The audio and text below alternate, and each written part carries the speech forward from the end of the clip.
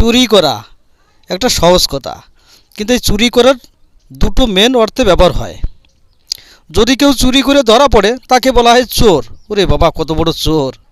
আবার সেই একই কাজ কারোর অজান্তে কেউ নিয়ে গেল, অথচ সে ধরা পড়লো না, তখন আবার সেই মানুষই বলে, ওরে বাবা কী চালাক রে বাবা, এ এত বড় চালাক, যে মানুষের অলক্ষ্যে কীভাবে নিয়ে চলে আসলি এত বড় একটা জিনিস, বাবা রে বাবা কী চালাক রে।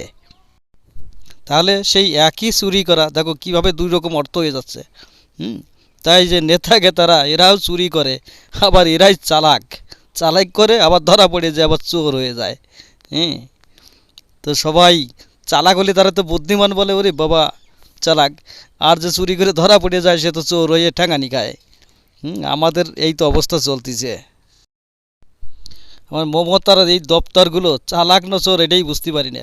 প্রতিটা ক্ষেত্রে তো শুরু করে আবার লাস্টে যে ধরা পড়ে যায়। তো এর আবার কোন নাম দেব, পাবলিক বা কী নাম দেবে কি জানি, আমি বুঝতে পারি না।